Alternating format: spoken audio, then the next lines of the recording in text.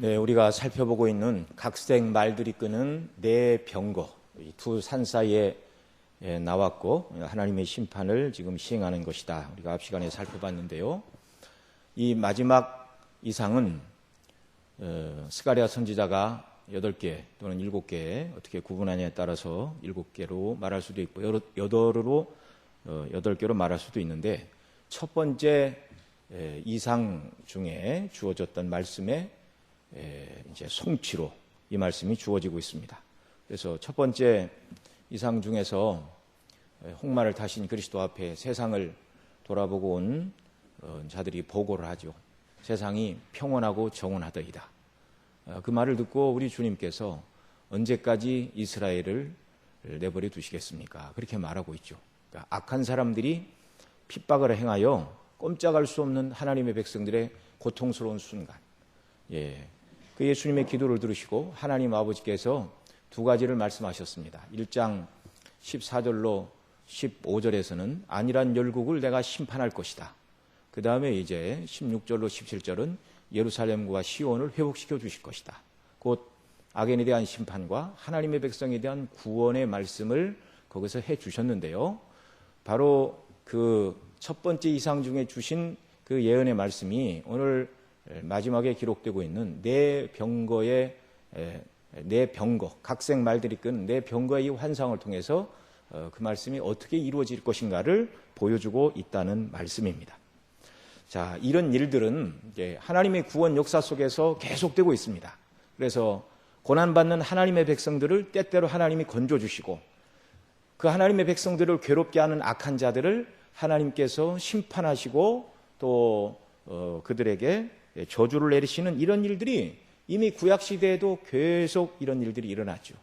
신약에도 이런 일들이 일어났고 앞으로도 이런 일들이 계속 반복해서 일어날 것입니다. 그러나 하나님을 거스리고 대적하는 세상이 심판받고 하나님의 백성들이 구원함을 받는 이 일은 영원토록 계속되는 일이 아닙니다. 언젠가는 끝이 나죠. 바로 그리스도의 재림으로 말미암아 이 일이 완결되게 될 것이고, 그래서 오늘 스가랴 6장에 기록되고 있는 말씀은 그리스도의 재림의 때를 예언하고 있다, 이렇게 말씀을 드릴 수 있습니다.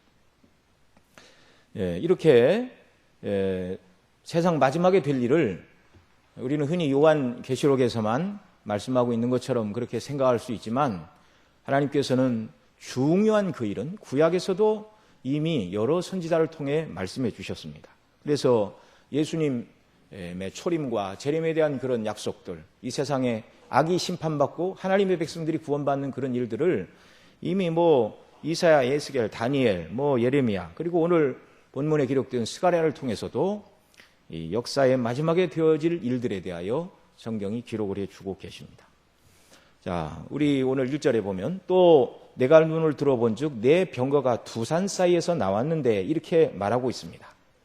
산 사이에서 나왔다. 산은 구약시대에 여호와의 임재를 상징하는 곳으로 여러 번 상징이 되었습니다. 그래서 우리가 잘 아는 대로 내가 산을 향하여 눈을 들리라, 나의 도움이 어디서 올꼬, 나의 도움이 천지를 지으신 여호와에게서로다. 하나님을 갈망하며 산을 향하여 눈을 든다. 구약 백성들은 이렇게 말합니다. 그러니까 산에서 하나님이 임재하여 주시고 여러 번 그 백성을 만나 주셨죠. 그런 일의 첫 번째가 이제 하나님께서 모세를 부르시던 호렙산 떨기나무 불꽃 가운데 만나 주신 일이죠. 그 다음에 출애굽 후에 하나님께서 또 모세를 부르시는데 시내산 위로 부르십니다. 언약을 맺으실 때 모세만 부르시고 백성들은 올라오지 못하도록 산 아래 이렇게 정해주라고 이렇게 얘기를 하고 있죠.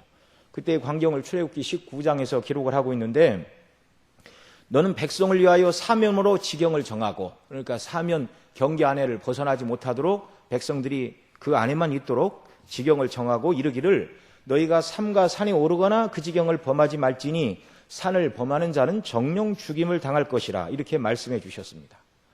거룩하신 영광의 하나님, 죄가 하나도 없으시고 그 죄에 대하여 분노하시는 영광의 하나님이 그 산에 임재하실 것인데, 죄인들이 감히 그 하나님의 면전에 설 수 없기 때문에 그런 것이죠.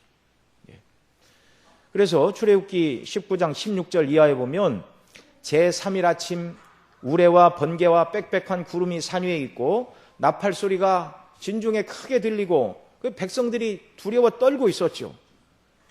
모세가 하나님을 맞으려고 백성을 거느리고 이렇게 진에서 나와 산기슭에 섰을 때 산기슭에 연기가 자욱하고 불 가운데 하나님이 강림하시는데 연기가 옹기점 연기같이 산에 이렇게 올랐다 이렇게 말하고 있죠. 나팔 소리가 점점 커지고 모세가 말한 즉 하나님이 음성으로 대답하시더라.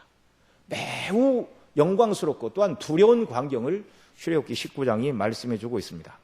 그러면서 다시금 모세를 통하여 말씀하시죠. 백성들에게 신칙하라. 다시 가르쳐라. 정해진 그 바운더리를 넘어서 하나님을 보고자 올라왔다면 죽게 될 것이니 백성들을 신칙하여 절대로 올라오지 못하게 하라. 이렇게 사는 하나님의 영광의 임재를 나타내는 곳으로 사용이 되었죠. 그런데 이제 두 산이라고 이렇게 말하고 있습니다. 두 산. 예. 두 산은 어떤 의미가 있는가? 예. 이 두 산이라는 말은 이 산과 산 사이 골짜기로 하나님이 임하셔서 축복과 심판을 내리신다는 그런 의미가 있습니다. 예. 신명기 11장 여기는 좀 찾아보겠습니다. 구약성경 신명기 11장 26절로 29절까지 구약성경 대략 280면에 있습니다. 신명기 11장 26절로 29절 구약성경 280면 함께 읽습니다. 내가 오늘날 복과 저주를 너희 앞에 두나니 너희가 만일 내가 오늘날 너희에게 명하는 너희 하나님 여호와의 명령을 들으면 복이 될 것이요 너희가 만일 내가 너희에게 오늘날 너희에게 명하는 도에서 돌이켜 떠나 너희 하나님 여호와의 명령을 듣지 아니하고 본래 알지 못하던 다른 신들을 쫓으면 저주를 받으리라. 내 하나님 여호와께서 내가 가서 얻을 땅으로 너를 인도하여 들이실 때에 너는 그리심산에서 축복을 선포하고 에발산에서 저주를 선포하라. 예. 이게 하나님께서 모세에게 주신 말씀이고 모세가 이제 여호수아에게 당부를 했죠. 그러자 이제 여호수아가 가나안 땅에 들어간 다음에 여호수아 8장 보면 33절 이하에 또 이렇게 기록합니다. 온 이스라엘과 그 장돌과 유사들과 재판장들과 본토인뿐 아니라 이방인까지 여호와의 언약궤를 맨 네위 사람 제사장 앞에서 궤의 좌우에 서되 절반은 그리심산 앞에 절반은 에발산 앞에 섰으니 이는 이왕의 여호와의 종 모세가 이스라엘 백성에게 축복하라고 명한 대로 함이라. 그 후에 여호수아가 무릇 율법책에 기록된 대로 축복과 저주하는 율법의 모든 말씀을 낭독하였으니 낭독하지 아니한 것이 하나도 없더라. 이렇게 말씀하고 있습니다. 자, 이렇게 그리심산과 에발산, 축복과 저주를 선포하라. 이렇게 말씀하고 있죠. 하나님의 임재가 순종하는 백성들에게는 축복이지만 하나님의 율법의 말씀대로 순종하지 않은 자들에게는 이제 저주라는 것이죠. 예. 모세에게 명하신 대로 여호수아가 가나안 땅에 들어가서 그대로 행하였는데 이렇게 두 산은 하나님의 말씀대로 순종하는 자들에게는 축복, 반대로 불순종하는 자들에게는 하나님의 저주와 심판을 의미하는 그런 말씀으로 기록이 되고 있는 것이죠. 오늘 본문의 이상은 이제 스가랴 14장과도 관련이 되어 있습니다. 스가랴 14장에서도 여호와의 큰 날, 그리스도의 재림의 때를 말씀해 주고 있는데요. 이렇게 중요한 것을 오늘 본문 6장에서는 이상을 통하여 또 14장에서는 예언의 말씀을 통하여 이제 여호와의 큰 날, 마지막 재림의 날 때 되어질 일들을 이제 두 번을 강조해서 스가랴에서 말씀해 주고 있습니다. 스가랴 뒷부분 14장 펴시고요. 3절에 보면 이렇게 말합니다. 그때 여호와께서 나가사 그 열국을 치시되 이왕 전쟁 날에 싸운 것 같이 하시리라. 하나님께서 모든 세상에 하나님을 거스리는 열국들을 치시고 전쟁을 벌이실 것이다. 이렇게 말씀합니다. 스가랴 14장 이제 4절입니다. 4절 5절 같이 읽습니다. 그날에 그의 발이 예루살렘 앞 곧 동편 감람산에 서실 것이요 감람산은 그 한가운데가 동서로 갈라져 매우 큰 골짜기가 되어서 산 절반은 북으로 절반은 남으로 옮기고 그 산 골짜기는 아셀까지 미칠지라. 너희가 그의 산 골짜기로 도망하되 유다 왕 우시아의 때에 지진을 피하여 도망하던 것 같이 하리라. 나의 하나님 여호와께서 임하실 것이요 모든 거룩한 자가 주와 함께 하리라. 아멘. 자, 우리가 읽은 대로 하나님께서 열국과 더불어 싸우시는 심판의 날, 이것이 하나님의 백성들에게는 구원의 날이죠. 근데 우리가 읽은 대로 4절에 그날에 그의 발이, 하나님의 발을 말하는 것입니다. 하나님은 사람이 아니시니 우리처럼 발이 없으세요. 이건 이상 중에 받은 상징으로 주시는 말씀이죠. 자, 그 발이 어디에 서는가? 예루살렘 앞 곧 동편 감람산에 서실 것인데, 감람 여호와께서 서시자 감람산이 여호와께서 이제 서셨는데 가운데가 갈라져 동서로 갈라져 거기에 큰 골짜기가 이루어진다, 이렇게 말하죠. 산 절반은 북으로 절반은 남으로 옮기게 된다. 그리고 그 다음 5절 읽은 대로 하나님께서 마치 이제 갈라진 감람산 양쪽에 양편 발을 이렇게 디디고 서 계신처럼 보이고요. 그리고 5절에 말한 것처럼 그 갈라진 골짜기 사이로 하나님의 백성들은 피하여 숨게 되고, 나머지는 하나님의 3절에 말한 대로 싸우러 오셨다고 그러더니 심판이 거기서 진행되는 것입니다. 여기 5절에 갈라진 사이로 하나님의 백성들이 도망쳐 재난에서 피하게 된다, 이렇게 말씀하고 있는데요. 이 모습은 마치 출애굽 당시 애굽의 군대가 이스라엘 백성들의 주위를 추격하여 오고 앞에는 이제 홍해가 가로막고 있었죠. 그때 하나님께서 홍해를 갈라주시고 이스라엘 백성들은 건너게 하셨습니다. 갈라진 홍해바다 좌우 사이 길로 이스라엘 백성들이 건너고, 또 이게 하나님의 행사인 줄 모르고 그 뒤를 추격하던 애굽의 군대들은 거기서 멸망을 받았죠. 이렇게 스가랴 14장에서는 여호와의 큰 날에 하나님께서 감람산에 임하시어 그 산을 둘로 나누시면서 열국을 치시고 심판하시나 그 백성에게는 피할 길을 내어 구원하여 주신다, 이렇게 말씀하고 있습니다.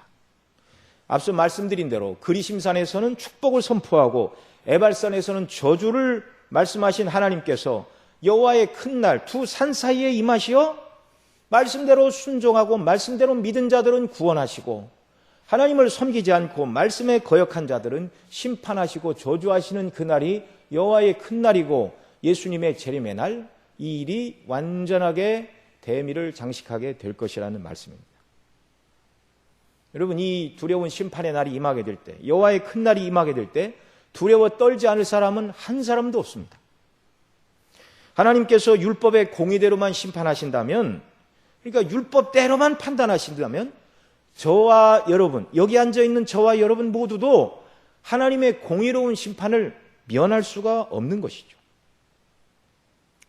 그러나 하나님께서 아브라함과 언약을 맺으실 때 창세기 15장에 보면 언약을 위하여 하나님께서 재물을 반씩 나누라, 이렇게 말씀하시고 17절에 보면 해가 져서 어두울 때 연기나는 풀무가 보이며 타는 횃불이 쪼갠 고기 사이로 지나더라, 이렇게 말씀하는데, 바로 하나님께서 아브라함과 언약을 하시면서 그 쪼개진 재물 사이에 내가 이 언약을 이룰 것이다 라고 하나님이 홀로 그 사이를 지나가셨음을 설명해 주는 내용입니다.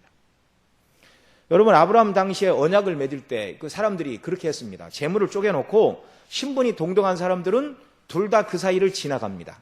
둘 중에 한 사람이 언약을 파괴하면 쪼개진 짐승처럼 죽게 될 것이다. 그러니까 매우 두려운 게 언약이었습니다. 또 그 당시에 왕과 신하가 언약을 맺는다면 왕이 여러 가지 언약을 어기게 될 때 너는 죽는다. 그러나 네가 언약을 지키면 내가 예를 들어서 세금을 너는 바쳐야 되고 대신 내가 너를 지켜주고 뭐 이런 조약들을 딱 쓰고요. 그 다음에 이제 힘이 약한 신하와 백성들이 거기를 지나갑니다. 왕께 충성을 맹세하면서. 하나님께서, 여호와께서 아브라함과 이 언약을 맺으실 때 당시 사람들의 예법대로 하면 거기를 지나가야 되는 존재는 아브라함이었습니다. 하나님의 언약의 말씀대로 살지 못하면 쪼개진 재물처럼 죽게 될 것이다. 그런데 하나님께서 아브라함 보고 지나가라 말씀하지 않으시고 신이 타는 횃불 가운데 임하시어 하나님이 지나가셨죠.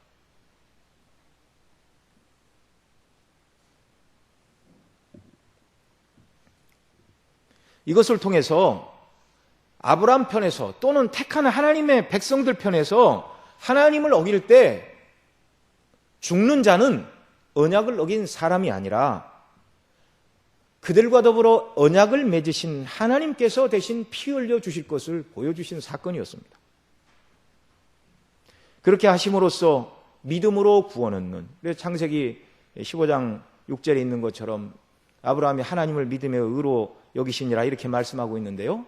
그 아들을 통하여, 아브라함의 후손인 아들을 통하여 구원하여 주신다는 그 언약의 말씀을 믿을 때 바로 하나님께서 그것을 의로 여기시고 구원의 언약을 맺어주신 것이죠.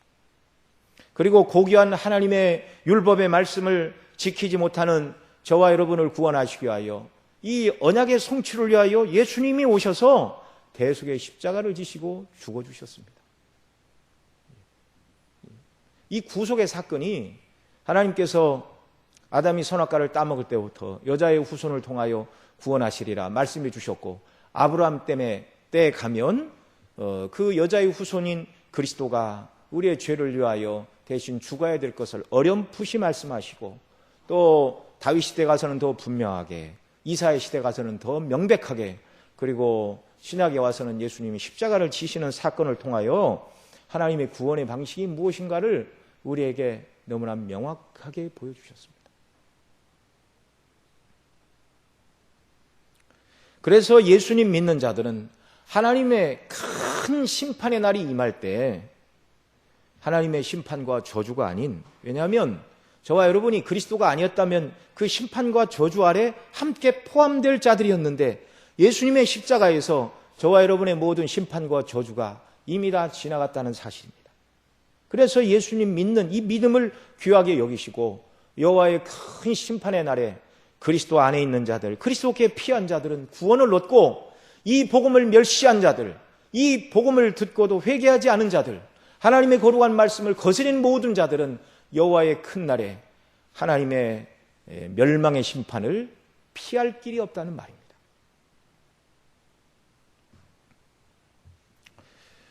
그런데 이 산은 오늘 우리가 읽은 스가랴 6장 1절에 보면 두 산 사이에서 나왔는데 그 산은 놋산이라고 말하고 있습니다.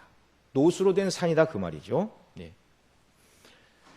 네 병거가 산 사이에서 나오는데 그 산은 놋산이다. 이 놋으로 된 산은 무슨 의미가 있죠? 성경에서 놋, 다른 말로는 또 구리, 이렇게 표현이 되는데요. 이것은 하나님의 영광스러운 임재, 하나님의 나타나심과 관련이 있는 표현입니다. 에스겔 1장에 보면 이제 에스겔 선지자가 그발 강가에서 환상을 보지요. 그런데 하나님의 그 임재의 영광을 보게 되는데 하나님 앞에 모셔 섰는 네 생물을 묘사하면서 이렇게 말합니다. 그들에게 각각 네 얼굴과 네 날개가 있고 그들의 다리는 고든 다리요 그들의 발바닥은 송아지 발바닥 같고, 그러면서 그 네 생물의 다리를 설명하면서 마광한 구리같이 빛나며 이렇게 말하고 있습니다. 마광했다 그 말은 광을 낸 그런 말이죠. 구리를 이렇게 겉에 있는 녹을 닦아내면 구리는 반짝반짝 빛을 냅니다. 금은 아니지만 아주 찬란한 빛을 냅니다. 그래서 광을 낸 구리같이 빛나며, 그러니까 하나님 앞에 모셔서는 네 생물들의 다리가 하나님의 영광을 반영하여 반짝반짝 빛나는 모습으로 설명을 해주고 있습니다. 에스겔 40장에 가서도 에스겔 선지자가 새 성전의 환상을 보았는데요. 손에 삼줄과 청량하는 장대를 가지신 분, 곧 성전을 새롭게 지으실 그분, 스가랴의 표현대로 하면 청량줄을 잡은 그리스도이시죠. 그분의 모습을 설명하는데 에스겔 40장 3절에 이렇게 말합니다. 나를 데리고 거기 이르시니 모양이 놋같이 빛난 사람 하나가 손에 삼줄과 청량하는 장대를 가지고 문에 서 있더니, 이렇게 말하고 있습니다. 손에 삼줄과 청량하는 장대를 가지신 그리스도를 설명하면서 놋같이 빛난 사람이라고 말하고 있습니다.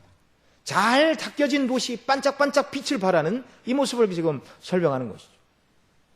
다니엘 10장에서도 다니엘이 이상 중에 영광스러운 그리스도의 모습을 보았는데 5절에 이렇게 말합니다. 그때 내가 눈을 들어 본즉 한 사람이 세마포 옷을 입었고 허리에는 우바스 순금띠를 띠었더라. 그의 몸은 황호 같고 얼굴은 번갯빛 같고 그의 눈은 횃불 같고 그의 팔과 발은 빛난 놋과 같고 그의 말소리는 무리의 소리와 같더라. 다니엘이 본 이상 중에 본 그리스도의 모습에 팔과 다리가 놋처럼 빛난다 이렇게 말하고 있죠.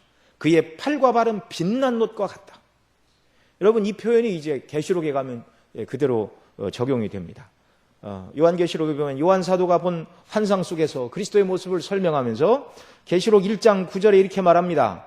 9절 이하 예수님의 모습을 쭉 설명하다가 15절에 보면 그의 발이 빛난 주석 같고, 근데 여기 뭐 주석이나 놋이나 굴이나 영어로는 다 브론즈입니다. 브론즈. 다 굴입니다. 굴이. 계시록 2장 18절에도 주님의 모습을 설명하면서 두아디라 교회에 편지하기를 두 눈이 불꽃 같고 그 발이 빛난 주석과 같은 하나님의 아들이 가라사대. 그러니까 예수님의 발이 주석처럼 번쩍번쩍 빛이 난다는 걸 지금 설명하기 위하여 주석 같고 또는 구리 같고 이런 표현이 계시록에서, 다니엘에서, 에스겔에서 사용되고 있습니다. 이 모든 것을 종합하면 오늘 스가랴 6장에 기록된 놋으로 된 두 산 사이에 하나님의 심판의 병거가 나온다 이렇게 말하고 있는데, 스가랴에 기록된 이 두 놋산은 하나님이 심판하시고 구원하시는 영광의 임재의 모습인데, 두 놋산은 밝게 빛나는 하나님의 영광의 권위를 설명하고 있다는 말이죠. 그러니까 지상에 있는 어떤 산으로 비유할 수 없는 산입니다. 여러분 잘 아시는 것처럼 솔로몬이 지은 성전 앞에는 놋으로 큰 두 개의 기둥을 만들었습니다. 하나 이름은 야겐이고 또 하나 이름은 보아스입니다. 여러분, 성전은요 동쪽을 향하여 지어졌습니다. 동양하도록. 성전문이 동쪽으로 나 있다 그 말이죠. 그러니까 아침에 동쪽으로부터 해가 떠올라오면 성전이 이렇게 태양빛을 받게 되는데, 맨 먼저 성전 앞에 서 있는 이 크고 굵은 두 개의 놋기둥, 야긴과 보아스가 빛을 발하는 것이죠. 하나님의 임재의 영광스러운 모습을 충분히 보여주기에는 부족하다 할지라도 그 햇빛을 받으며 밝게 빛나는 두 개의 놋기둥이 하나님의 임재의 영광이 얼마나 찬란한가를 사람들에게 그림으로 보여줄 정도의 그런 상징으로 그런 역할을 했다는 말이죠. 물론 하나님의 심판이 두 놋산 사이에서 시행된다, 예수님의 다리가 놋으로 되었다, 이런 말들은 다 상징입니다. 계시로 받은 말씀입니다. 이상 중에 주어진 말씀이죠. 예수님의 다리가 놋으로 되어 있고 주님이 재림하신 그날에는 뭐 빛나는 두 놋산이 우리 눈에 보이게 나타난다, 그런 말이 아니죠. 하나님의 영광 가운데 이런 심판하는 모습이 이제 이루어지게 될 것을 말씀하는 그런 표현들입니다. 이 마지막 심판 때가 되면 말씀드린 대로 예수님 안에 피하여 있는 저와 여러분에게는, 죄사함 받은 하나님의 백성들에게는 큰 기쁨의 즐거운 날이 될 것입니다. 우리의 의가 아니라 그리스도의 의 때문에 구원받는 날이죠. 그러나 죄 가운데서 행한 자들은 그리스도의 심판의 피를 멸시하고 거절한 그들, 하나님의 영원한 분노와 진노를 피할 길이 없습니다.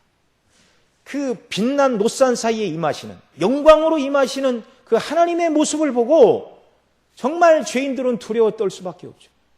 그래서 성경이 말하는 것처럼 사나 바야 날 가려라.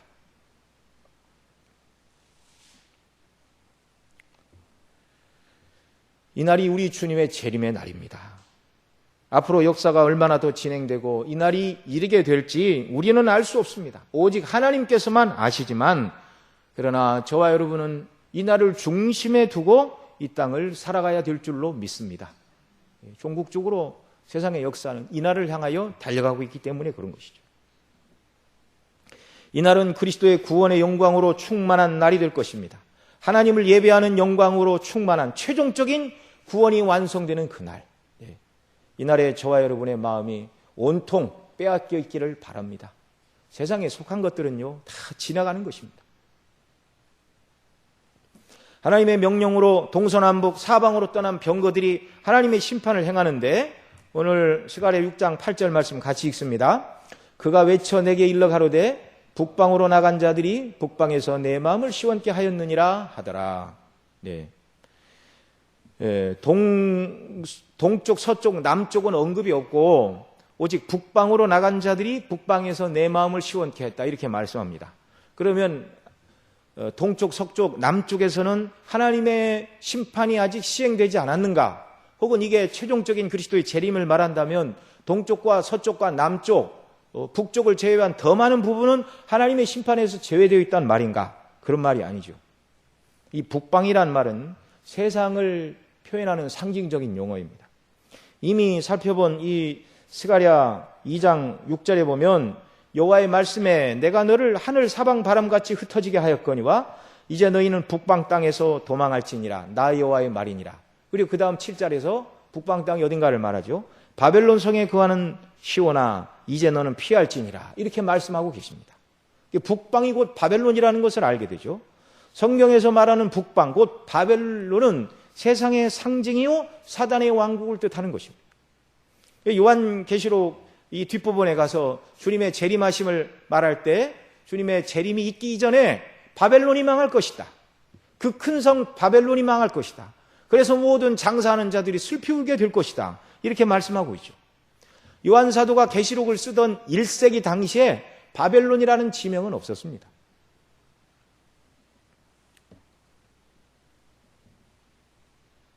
동일하게 성경에서 세상을 신약이나 구약이나 하나님 없는 세상을 상징하는 용어가 바벨론이요 북방이다 이렇게 말하고 있죠. 이사야 14장에 보면 스스로 자신을 높이려 했던 바벨론 왕의 교만과 건세가 꺾이었음을 말하면서 바벨론 왕이 세상의 임금인 사단을 닮았다고 이렇게 말합니다. 너 아침의 아들 계명성이여 어찌 그리 하늘에서 떨어졌으며 너 열국을 엎은 자여 어찌 그리 땅에 찍혔는고 내가 내 마음에 이르기를 내가 하늘에 올라 하나님의 뭇별 위에 나의 보좌를 높이리라. 내가 북극 지폐 산 위에 좌정하리라. 여기 북극 지폐 산은 방위적인 북쪽이 아닙니다. 하늘을 상징하는 단어인데 그 다음 14절에서 북극 지폐 산이 무언가를 말하고 있죠. 14절이 이렇게 말합니다. 가장 높은 구름에 올라 지극히 높은 자와 비기리라 하더라. 그러니까 여기서 북극 지폐 산은 하나님의 보좌가 있는 하늘을 상징하는 표현이죠. 그러나 이 계략은 성공하지 못합니다. 그 다음 15절이 이렇게 말하죠. 그러나 내가 이제 음부 곧 구덩이의 맨 밑에 빠치 우리로다. 사단과 악의 세력은 스스로 높은 곳, 북쪽 곳, 하늘에 자기의 자리를 펴고 싶어 하지만 하나님께서는 사단과 모든 악의 무리들을 음부 곧 구덩이의 맨 밑에 던지신다. 이렇게 말씀하고 있습니다. 이런 일이 이루어질 날이 하나님의 여호와의 큰 날, 예수님의 재림의 날, 바로 이런 일이 완결된다는 말이죠. 북방으로 나간 자들이 북방에서 나의 마음을 시원케 하였느니라 이 말씀은요. 하나님을 거역하는 모든 세상의 악한 무리들을 하나님이 다 심판하시고 하나님의 진노가 완전히 시행되었다는 것입니다. 하나님의 심판이 끝이 났다는 것입니다. 그래서 나의 마음을 시원케 하였느니라 이렇게 말씀하고 있죠. 그리스도가 오셔서 모든 악을 제거하시고 사단과 귀신들과 믿지 않는 자들을 불못에 던져 넣기까지 절대로 죄에 대하여 분노하시는 공의로운 하나님께서는 그 마음이 시원케 되실 수가 없는 것이죠. 그래서 이 말씀이 그리스도의 재림의 때를 말씀하는 것이다. 이렇게 말씀을 드리는 것입니다. 또 여기 나의 마음을 시원케 하였느니라 이 말씀을요. 영어 성경 NIV에서는 북쪽 땅에서 나의 영이 안식하였느니라 이렇게 번역하고 있습니다. 우리말로 번역된 마음이라는 단어가 히브리어로 루하흐라는 말인데 영, 마음, 바람 이렇게 다 번역되는 단어입니다. 이 똑같은 단어가 스가랴 4장 6절 이는 힘으로 되지 않고 능으로 되지 않고 나의 신으로 되느니라 말씀하실 때 나의 신, 여호와의 신, 성령을 지칭하던 바로 그 단어였습니다. 그러니까 심판하시는 일을 위해 하나님께서 내 병거를 보내셨는데 그 내 병거를 조종하는 일을 하나님의 신, 여호와의 신께서 하셨다 그 말이죠. 그리고 하나님의 공의의 심판이 완전히 이루어질 때 이 말은 죄인들을 심판하시고 동시에 하나님의 백성들을 구원하시는 그 구원이 이루어지는 그때에 하나님의 신, 여호와의 신, 곧 성령께서 쉬신다는 말이죠. 성경에서 쉰다는 말은요, 일을 하다가 피곤해서 멈추고 힘을 충전하기 위하여 쉰다는 말이 아닙니다. 하나님께서는 할 일이 너무나 많으신데 피곤해서 쉬셨다가 다시 하시는 그런 분이 아닙니다. 성경에서 하나님께 쉬신다는 말은요, 더 이상 할 일이 없어서 모든 일을 끝마치고 안식하신다는 말입니다. 하나님의 큰 날에 하나님을 거역하는 세상이 심판을 받고 택한 백성들이 구원을 받는 하나님의 나라가 최종적으로 이루어지는 그때에 하나님께서 쉬시는데 이 자리에 함께 모여 예배드리는 저와 여러분도 영원한 하나님의 안식에 함께 참여하게 되는 줄로 믿습니다. 말씀드린 대로 그런 일이 앞으로 역사가 얼마나 더 진행된 후에 이 날이 우리에게 이를지 알 수 없지만 이 날을 중심에 두고 살아가야 되는 것이 그리스도인들이죠. 이 날에 저와 여러분은 두려워할 이유가 없습니다. 왜냐하면 주님이 우리가 받아야 될 모든 심판과 저주를 이미 다 받아주셨기 때문이죠. 모든 일을 마치고 하나님께서 안식하시는 그 안식의 때에 저와 여러분이 참여하게 될 것입니다. 그러나 이 안식은 아무것도 하지 않는 안식은 아니죠. 놀라운 구원의 은혜를 찬미하는 안식입니다. 안식한다 이렇게 성경이 말하기도 하고 또 계시록에 보면 하나님께 찬양하고 예배한다 이렇게 말하는데 여러분 하나님을 높이고 예배하는 것이 이 일은 아니죠. 그리스도의 구원의 영광으로 충만한 날, 하나님을 예배하는 영광으로 충만한 구원이 최종적으로 완성되는 그날, 영원한 영광과 영광의 기쁨의 날, 모든 수고를 쉬고 주님 안에 안식하며 기뻐하는 이날, 이 날이 역사의 마지막 날이고 주님이 오시면 이 영광의 날이 시작되어 영원토록 하나님의 영광의 즐거움에 함께 참여하게 하실 것이다. 여러분 세상이 아무리 좋고 아무리 즐겁고 아무리 기쁘다 할지라도 이 영광의 날과 어떻게 비교를 할 수 있겠습니까?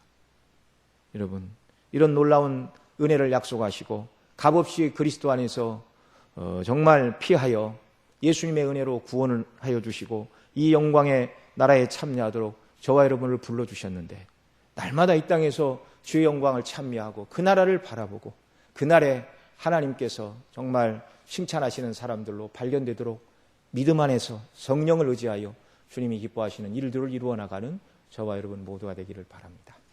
기도하시겠습니다.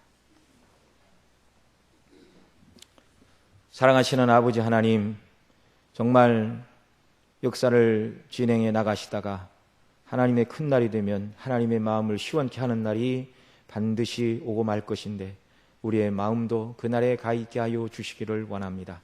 구원받기에 아무런 자격과 조건이 없는 자들이지만 오직 예수님께서 우리가 받아야 될 하나님의 거룩한 뜻을 거스린 죄에 대한 심판과 형벌을 우리 주님이 십자가에서 다 받아주셨고 우리가 당해야 될 지옥 형벌이 그리스도 안에서 지나갔기 때문에 정말 이 날은 우리에게 영광의 날이요 기쁨의 날이요 안식의 날이요 영원한 즐거움의 날이 될 것인데 이 날을 늘 소망하며 이 땅을 살아가는 저희들 되게 하여 주옵시고 날마다 성령의 능력과 권능으로 저희들을 붙드시고 진리의 말씀으로 가르쳐 주시어서 주님이 기뻐하시는 일들을 이루어 나가는 복된 삶이 되도록 은혜로 인도하시고 주장하여 주옵소서.